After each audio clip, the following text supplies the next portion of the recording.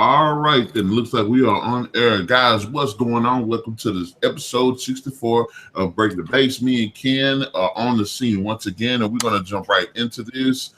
We are talking about vampires. Now, I know I did title it Vampire Horror versus Vampire Romance, and we will get into that too, but we're just going to sit here and just hash it out about vampires, the different vampire types that we do like, the ones we don't like, what genre of vampires that we like, what special abilities, special features that we really like or appreciate about vampires.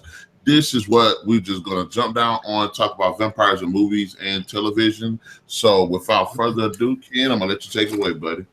Vampires should not be sparkly. That's all I got to say. Damn dirty, sparkly vampires. Got to go. They just completely changed the whole genre of vampires and how the movies have portrayed them in the romantic sense of, I don't know. How strange, I just don't know. Excuse me. Woo! Again, as a disclaimer, I will say I don't mind the sparkly vampires. I can always get behind something if you have a good enough description behind it or why it looks like that. And honestly, they gave a pretty good description, so I can get behind it. Sparkly.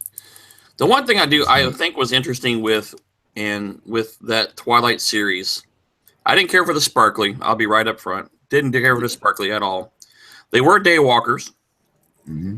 They didn't have the problems with silver. They didn't have issues with being staked. They did feed on blood, but they opted to choose, by the color of their eyes, whether they were red or yellow, if they were feeding on animal or human. Didn't have any problem with that either. That's part of their lure, and they had to learn how to control themselves. I did like the fact that I don't know. I guess for the most part they were pretty much indestructible. They were almost like, unless you had another vampire who was way older and just crunching them, they started breaking like porcelain. Yeah, because their skin was like made of marble. Yeah, it was like some kind of living marble. I don't know really how to explain it because they didn't have all the vulnerability problems that we're used to in some of our traditional movie and TV vampire series. We still have the blood, yes. They still bite people, yes. Well, in their case, their bite will convert you unless they kill you. Mm-hmm. Where the other ones you could be bit and not converted, because in most of the other series of movies and TV, with the introduction of vampire blood into a person, depending on what series you watch, let's say True Blood, one drop of blood is like a drug. A whole bunch of blood can heal you. And then if you are in, say, another series, let's say like the originals, or not the originals, the Vampire Diaries, which I do watch, and they're not sparkly though. I'm gonna be on that all night. But what I like, you would drink the blood and you die. Then you come back around the next time and you either have to choose to feed on take human blood. Now that doesn't mean that in the series, most of the time that meant they killed somebody. Yeah. But all they did was say they had to drink blood. It never said they had to kill them. I think it was just because they were just uncontrolled and just psychos. And, a newborn vampire is often very strong, according to most lore, and also the most uncontrollable. So, maybe that's how they explain that, but they never really elaborated on that in the Vampire Diaries per se. Yeah. But it's a huge twist between what you see in like the Twilight, the originals, True Blood. We can go back to some other series, but most of them always have had to sustain their lives. They don't age. They're immortal for most cases. They have problems with fire. They have problems with sunlight. They have problems with silver, problems with crosses, garlic, holy water, and getting staked through the heart or decapitated. That's most of your traditional stuff. Most of your, like, say, pre-Twilight had all that stuff together. Another thing you also saw... This is one thing I never understood about the whole stake through the heart. I think it could have been better explained. Yeah, some of the series we never explains it, and some of them have.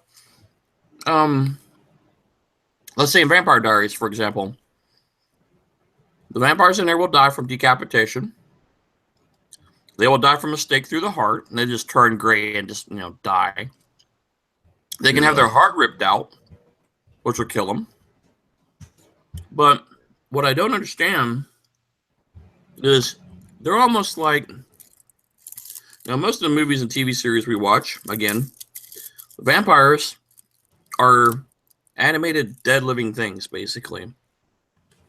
The ones in more of the Vampire Diaries, at least, they don't seem to ever sleep, just like the Twilight. They don't ever sleep, and if they do, it's by choice. It's not by they need to. They don't hide in coffins all the time or anything. But I didn't know that. Okay. I think their heart also beats too, because I never understood. I mean, if you ripped out their heart, it wouldn't matter anyway, right? Why should it? It doesn't work. But I think their heart actually does work in some form, some weird way, but it's never really explained in the series, or if it is, it may be in the books and not necessarily TV series. Yeah.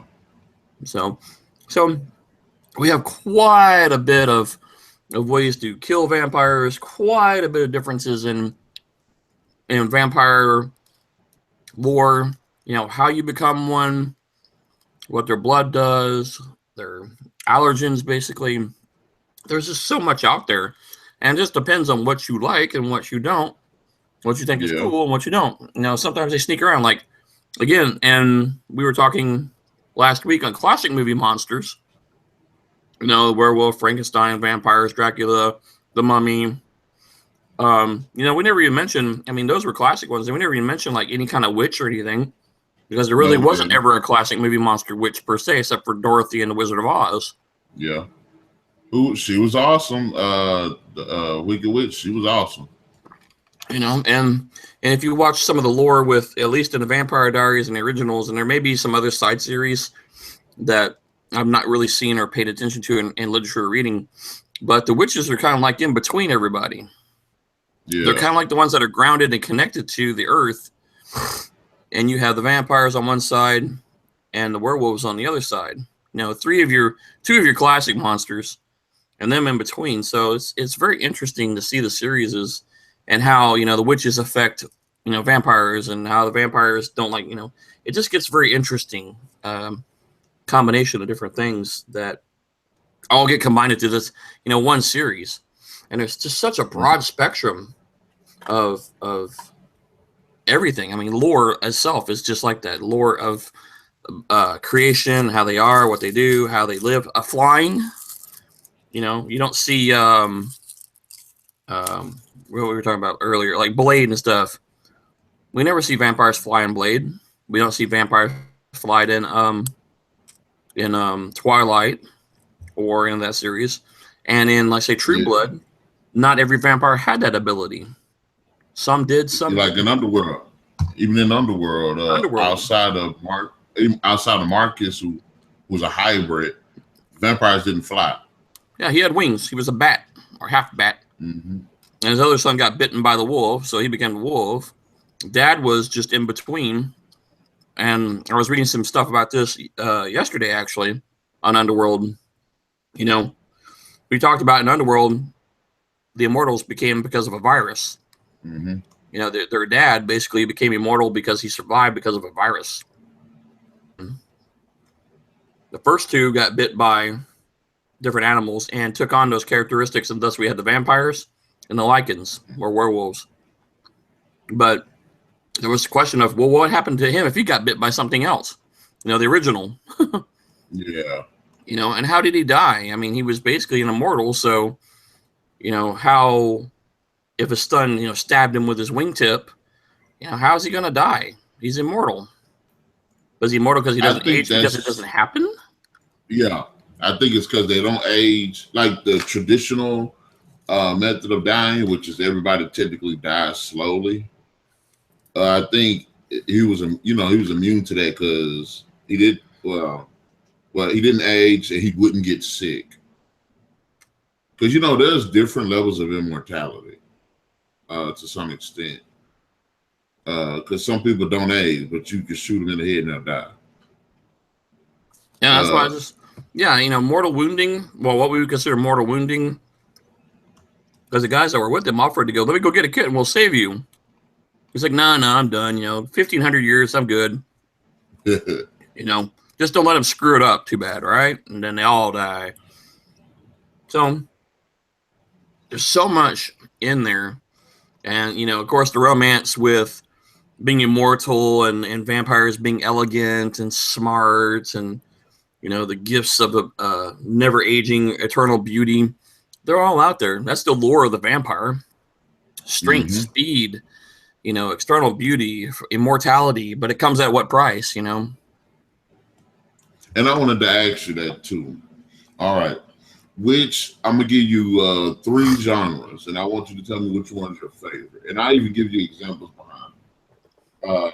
You have horror, which is more of like your Fright Night, your Bram Stoker's, maybe not Bram Stoker's Dracula all the way, but yeah, we'll just go with that. Nosferatu. We have the action, which is more like Blade and Underworld, and then there is romance, which you could either throw into the category. Well, you could be Interview the Vampire because it had that dramatic romantic element to it, as well as Twilight and Let Me In.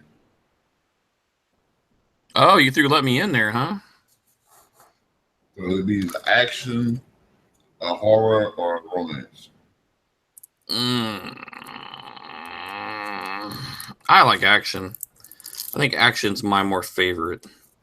You get a little bit of everything in there. You get, in action in our case would be like Blade Trinity, Underworld, any of the Underworld series, which I do like. Hold on 1 minute, Ken. Having some issues with the sound. Give me 1 second. No, not issues.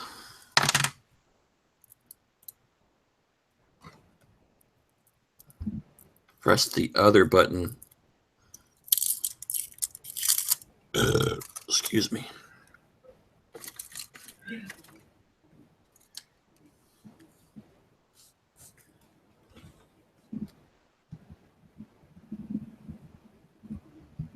This mode of silence brought to you by the wrong button.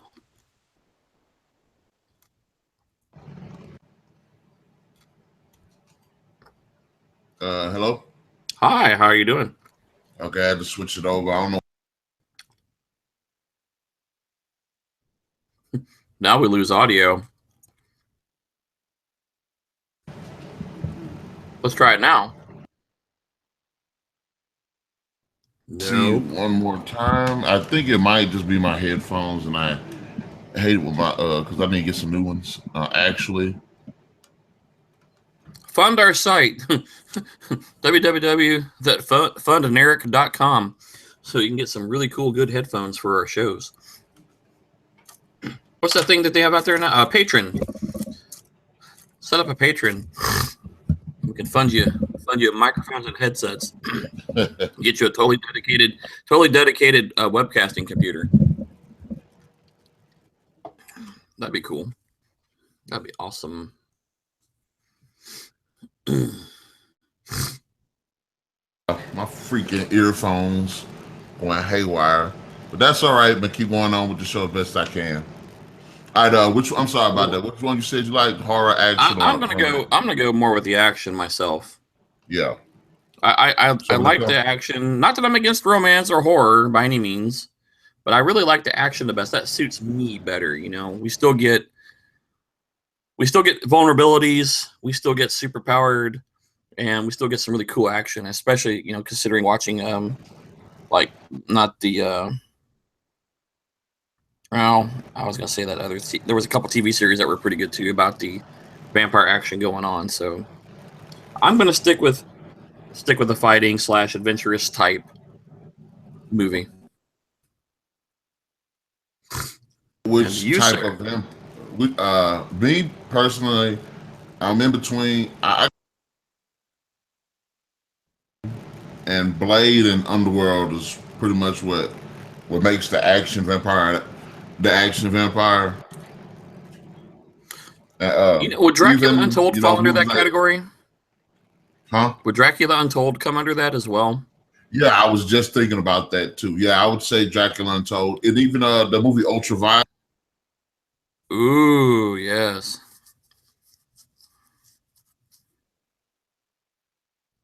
Huh? Yeah, it was Ultraviolet. Ultraviolet, that's her. Hey, get this. Yeah, it was kind of a pseudo vampire movie, sort of. But it was more action oriented. Her jumping around doing back. Whoop! There went that. And ironically enough, the lamp didn't break. Thank God. Wow, we're gonna have to fund you a lamp and headsets. I'm up here knocking stuff down. I'm trying to get up. Van Helsing, I would consider that action too. Yeah. Like okay, which type of vampires per se? The the there's the kind of sci-fi-ish ones. Uh, there's the demonic ones, and then there's like the bestial ones. And I'll give you an example of each one. You ever said movie Priest? Yes. Those would be like bestial ones. Did you see the movie Daybreakers? Yes. You know how when they didn't get blood, they converted into like the creatures. Yep. Those would be bestial. Demonic. The demonic would be like Van Helsing, that Dracula when they turn into those giant bats. Mm-hmm. And, as well as Buffy the Vampire Slayer, like those demonic. Yeah. And even was it Hell's Mouth or whatever it was? Most of everything came from. The undead ones are kind of be like the Nosferatu-ish types. The creepy, pointy nose, wicked looking ear, bald, pasty head with wicked teeth. Yeah. Like have the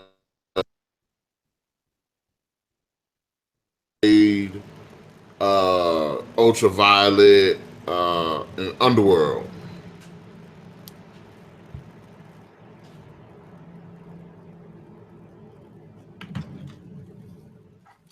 I'm not sure where to put the Twilight ones at. I'm not sure if it's between being the science fiction or undead. They're pretty boys. Sparkly. There's a whole new category. Sparkly. That would have to fall under the normal looking romantic type. I don't know, just the normal looking everyday people that sparkle. But see, they were also unique though.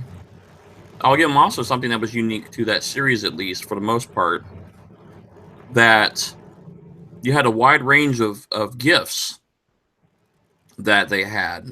You said a wide range of what? Gifts. Some of the gifts didn't.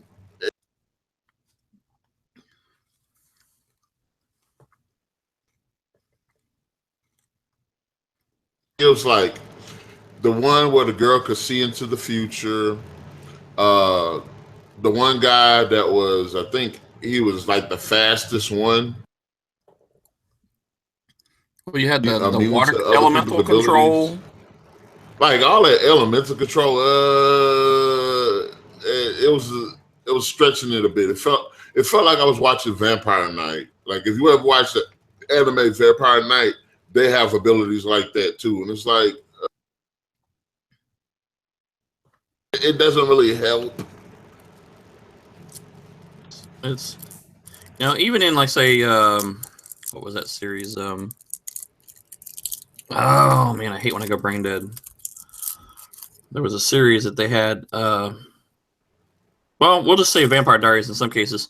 Like some of the mean, not everybody. In fact, actually, only like at least one or two of the characters had the ability to do like a dreamscape or a ability to access your dreams and kind of insert their reality into yours. Not everybody. I think only Stefan was able to do that, and Damon, I think too. I think both the brothers were able to do that. But does that to you? Going outside our normal lore of the Bloodsuckers and any version of those, does that to you take away from the characters? Like having odd abilities like that? For some abilities, yes. For some abilities, no. Because vampires, and I did create a listing. I didn't create it. Let me correct myself. I went on the internet and found a listing of somebody made like all of the abilities and features, almost everything, physical, mental, like all their abilities and stuff, over the course of like books, movies, and I'm gonna put that link in the description. Yeah, that'd be interesting. Because I went back and I kind of took the idea and I did it for werewolves, I did it for ghosts, I did it for demons, I did it for witches, and I did it for, I think, aliens. Where it's like one listing is their special features, one listing is their special abilities, one's their weaknesses, and I kind of ripped off the idea, but that I didn't, and the vampire thing was like, I was like, okay, well, I'll reverse engineer it and make it to other different creatures and stuff. But as far as abilities, I'm cool with like, because vampires back then have a lot of abilities: shape shifting, glancing, flying. There have been some versions to have like pyrokinesis, possibly. But that doesn't really take me out of it too much. I think that kind of goes against some of the stuff with pyrokinetics, because they have a problem with fire in most cases. I think it's like, it depends. It depends. Oh, I forgot another. Remember I was talking about the sci-fi-ish vampires? Yep. It was one other one that I forgot. The Strigoi from The Strain. Oh, and the Strigoi. And we're gonna bring books into this too, because I forgot to mention that. If y'all have not read the series, the Strain, read it. It's a great series. And they totally revamped vampires. And again, I'm not against people changing vampires, because I like to see those variations. And like the Reapers from Blade 2, I like them. Yeah. The Strigoi from The Strain. The Strain, I like those. They were different. That whole story is very interesting in itself. Yeah. Because it's a completely different, like, if you read, I haven't read the books, I'll be honest, I haven't read the books, but I read the wiki books and got into it, and it's like, wow, that is a completely, like, whole different, we talked about Dracula 2000 last week. Yes. And how everything, tied back, back to biblical times and 30 Pieces of Silver and all. The whole Strigoi, the Strange series, yes, takes on a whole nother meaning when we talk about, where they come from and how and all this good stuff. Take the time, read the books. The series isn't going to get you a whole lot into it. I don't know, at least at this point. They're on season 3, I believe, right now. Anyway, I have not seen the show yet. I've watched most of the series of the shows, except for maybe the last few. And it's very interesting. It takes you in a very different departure, but the books alone and the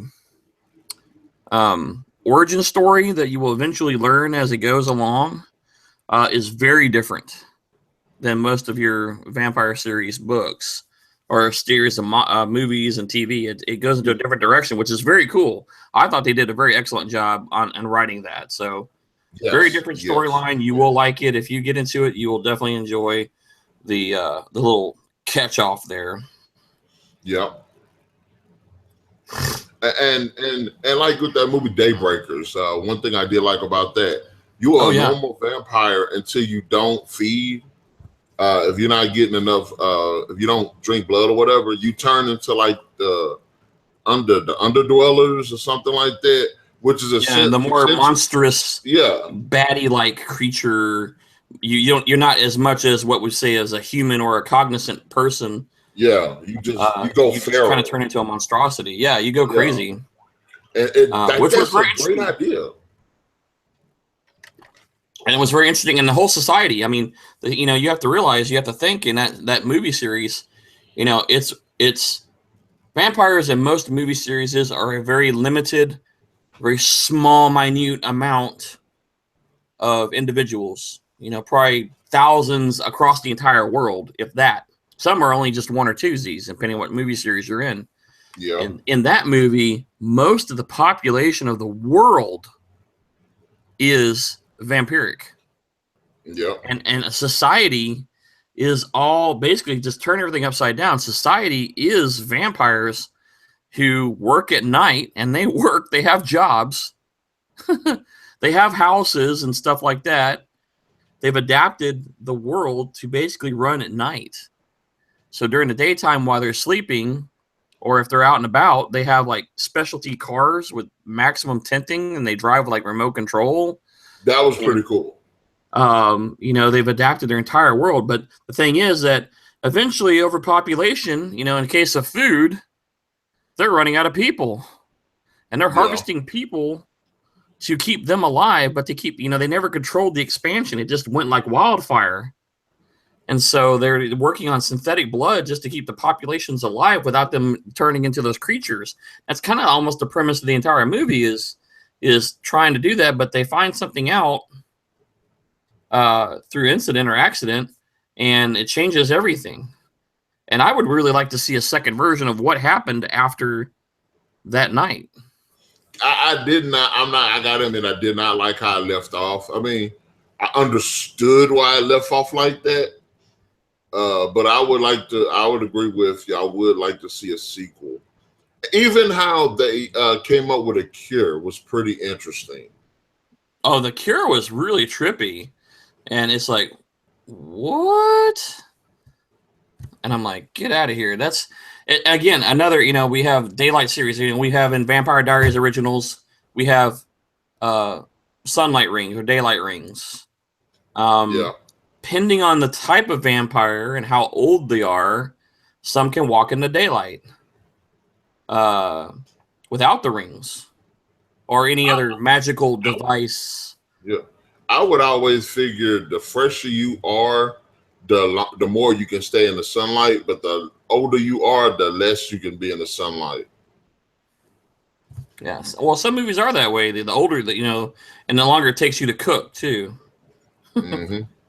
Like a True Blood, the really old ones, or how they, the other thing I get kind of is done is how they die. Like, in Blade, they would get hit and they would just burn up like ash. With this getting hit by Sparkly silver. ash. Sparkly ash. In Vampire Diaries, they just turn gray and kind of just look dead.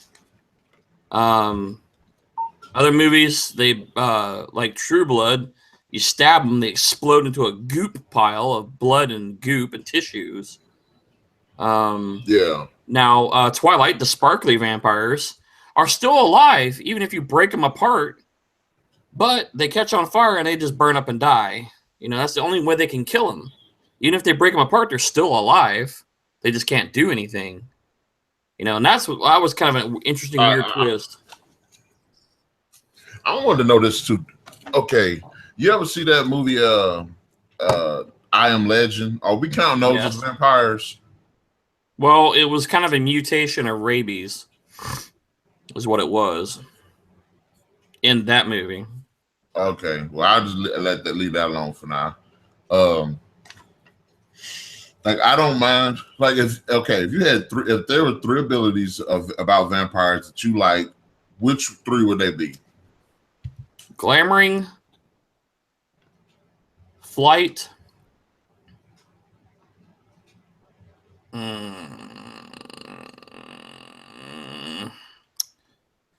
I guess speed. I Everything would else is probably kind of built in, but I would probably say speed. What was that thing that Dracula Untold was doing where he was manipulating the bats? it was kind of I don't think there's really. I mean, there's probably a word for it, but I just can't think of it off the top of my head. But yes, I know what you're talking about. I guess bat manipulation. Control. You could almost say Yeah. almost elemental control at some point. Yeah. I would say that, and also like the infrared, like in that movie Van Helsing, the one where Varishka was going against, I can't remember what Kate Beckinsale's character was trying to kill off the final bride. There was one part where she was like hunting her, and it was like infrared. I was like, okay, yeah, I could go with that. And when I say infrared, I want to not only be able to do the whole infrared sight, but I would like my eyes to change color too. Does it go along with the ability? Yeah. When you said flight, I came up with one scene in my head that was literally one of the best vampire flight sequences, and probably the best one I've ever seen in any movie that has something to do with vampires flying. The movie, The Lost Boys, The Thirst, where the vampires end up jumping out of a plane, and they just kind of like flew down all the way while you hear thou shalt. It was like they were skydiving down, but they were flying. I was like free falling. I said, that's hands down the best use of flying I've ever seen with a vampire.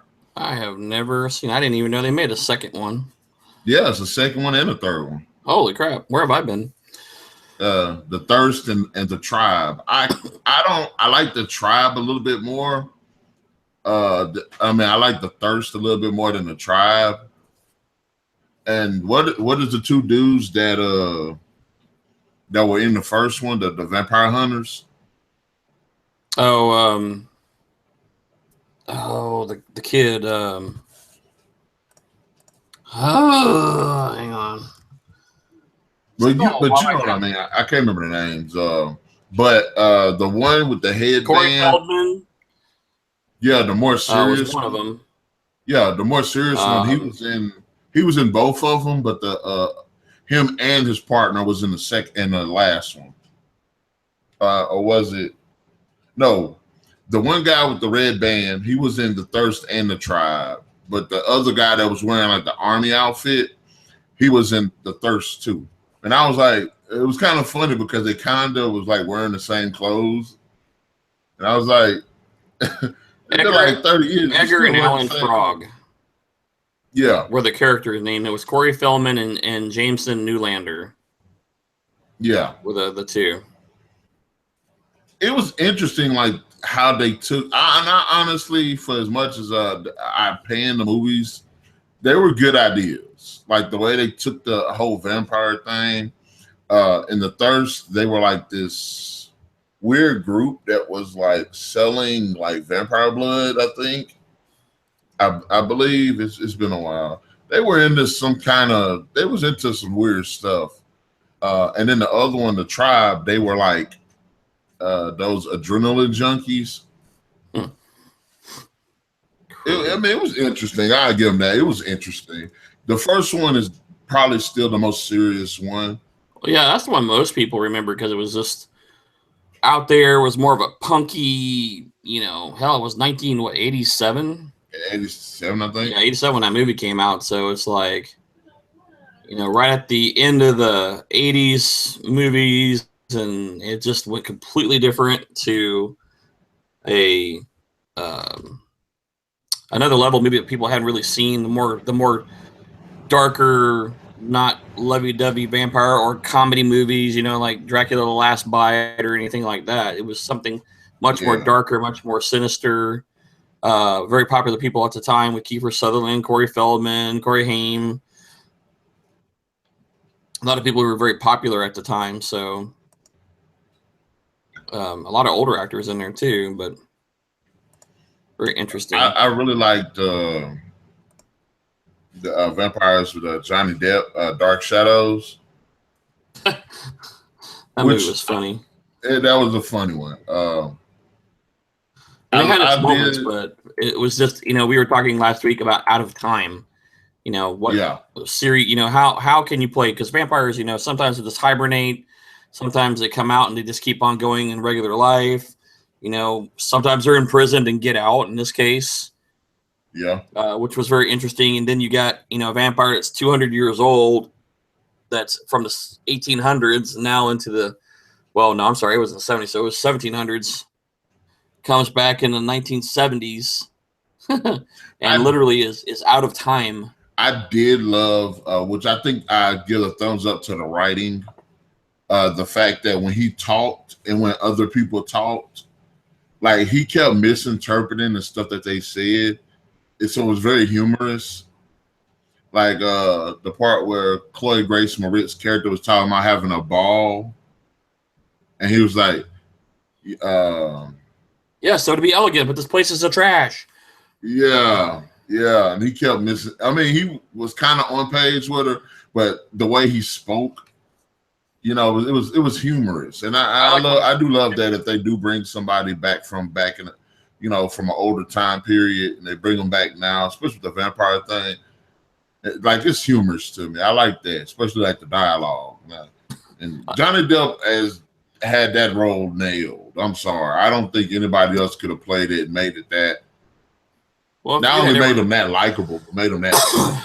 Well, if you had ever watched the old series, you would have really not liked that movie at all, except for a few maybe honorable mentions, because the TV series, I'm saying, sorry, not the movie series, the TV series was much more darker, much more, I guess, more mysterious, darker. Not as comedic, not as updated. Granted, I mean, and that series was like 1950s, 50s, 60s, I think. Yeah. For the original. So I would like to, and I don't want to get into it too much, but I want to say this. I would like for them to remake that movie and that series to probably a 6 or 7 episode miniseries.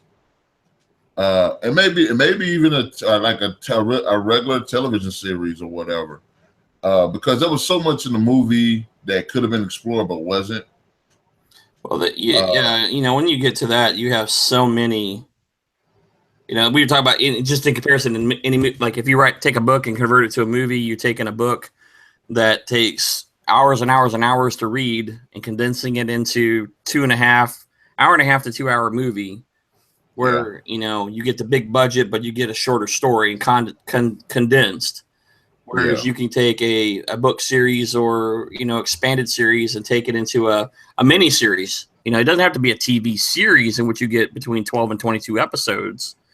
But you can, do, as you were saying, 4 or 5, 6 episodes, 2 hours apiece, and get so much more broader of the story and the spectrum and enjoy it a little bit more. And it gives them a little more liberty to kind of build up some things, build up some character relations, develop the story better. You're not rushing into a wham, bam, here's a 2 hour movie off a series of books that's been around for, 50 years. It was one other vampire type that I forgot to mention, which is probably it's a different origin story, but it's really creative and it's really good. Have you seen the Dust Till Dawn series? Yes. From Dust Till Dawn? Well, I've seen not the TV series. Yes.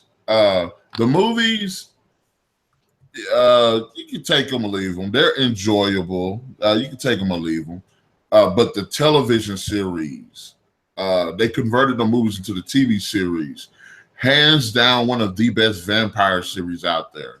And another interesting thing about the series is the fact that the vampires in that series, they aren't bad. They're derived from sleep. Yes, that's interesting. And they're awesome. Now some of them, they have like special ability, like certain ones have special abilities, but they're all kind of get around like reptilian type things. They go the Mesoamerican background. Yeah, it's really good. I would advise anybody that likes the movies, if they want to see a more structured and more serious take on the From Dusk to Dawn series, check out the TV series. It's really good. I definitely will. That's interesting. I didn't know they had they were different than the movie. I was pretty And the much guys that expecting what played I the saw in the Gecko movie. Brothers, the two dudes that played the Gecko Brothers, thumbs up to them. Thumbs up to them. They do a great job. Very interesting. I may have to watch that on one of those binge weekends. Yeah, that it's worth a watch, man. That third season came out earlier this year too, and I still have yet to see it. I'm trying to catch up on Game of Thrones. Good luck. It's going to take you a while to catch up on that one. There is so much on that show. I think even the books would be rather interesting to get into the Game of Thrones. Again, you get more background with the book, and you have to use your imagination more. But yeah, that's one of those series where definitely. I mean, I've skim readed. Well, that's bad English, isn't it? Skim read a lot of the books and some of the wiki stuff, and there is a lot more to the series behind the scenes that you're not seeing yet, and that you have they haven't really incorporated throughout the series as they've gone, because there would be a lot more. You would understand a lot of the characters a lot better, and you'll understand some of the little stuff that happens that they have added, but they just don't explain it. They just go with it, and then later on, if you read the books or you read like a Wikipedia or something like I did, you'll be like, "Oh man, okay, I get it now," and it rings your bell then. It's more, they did it more attuned to the people who are fans of the books than really somebody who's just kind of jumped on the series and watching it as a series versus the books. So, it's very interesting how they do stuff like that. I'm gonna ask you this. Now, when it comes to which ones you like more, the supernatural vampires or the more sci-fi ones? Sci-fi being underworld-ish type vampires, and supernatural being like Bram Stoker's Dracula, where you got the ability to turn into mist and stuff. And in underworld, you only shapeshifted if you were like a hybrid, but you were stronger than a regular person was. The older you are, the stronger you get. And in Bram Stoker's Dracula, he could talk to animals and shapeshift into different beasts and turn into mist and stuff. Which one of those would you prefer? Oh man, that's a toughie. I like the more classical style abilities mixed with the more modernized, because the ones you see in, like, at least in Underworld, are older vampires, but in a more modern world, and they've adapted to it. Whereas, like, when you watch other movies like Bram Stoker's Dracula, Interview with a Vampire, Interview with a Vampire has a good example of it too later in the movie, when he's telling his story and everything, and he's in modern time, but he goes all the way back for 220 years or whatever it was. Kind of like Queen of the Dam too. So, that was the movie I was supposed to remember to mention. And if you're listening to the podcast, you know who you are. I was supposed to mention Queen of the Dam movie because I personally really like the soundtrack. Two, I really like the movie. And they had a king and queen, in that movie, and the storyline with that was also interesting. And that's kind of a lot of your classic vampire with other little bit of ability in that. But I don't know. I can't really say I like one above the other, really. I mean, each one I like for what they are. Yeah. And the way they've adopted their stories and their storylines and their characters to that style.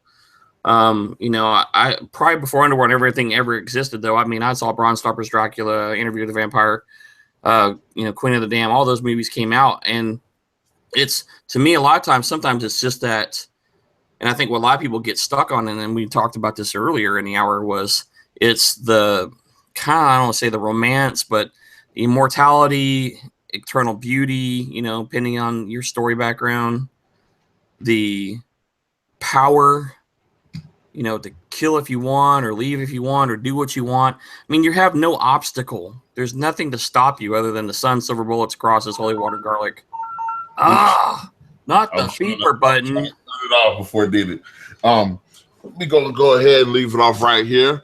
And we thank you guys for joining us for this 64th episode of Breaking the Base. We just got through having a great discussion when it comes to vampires. Who knows? We will probably come back to this topic again, maybe with Madam B on the scene too, so we can get a female's perspective on it. But guys, get ready to join us on the second episode of the night, where we're going to be talking about the best and worst vampire movies out here, and we probably dive a little bit more back into the vampire, but we'll mostly focus on which movies we like, which TV series we like, just anywhere out there. Ken, any final thoughts? Oh man, I was just getting started too. That's okay. Don't forget to like, subscribe, share us, and hit that notification button. Come back, join us for a second hour on the Narik Chase channel. It's going to be an interesting discussion, as we were talking about earlier. Come back and join us. Put your comments down there, what you like, what you don't like, what you like to see, and what you like to hear. Throw it all down there. We'll be back for episode 65? 65 when we come back. So join us. Don't leave us hanging. All right, then. We'll catch y'all later.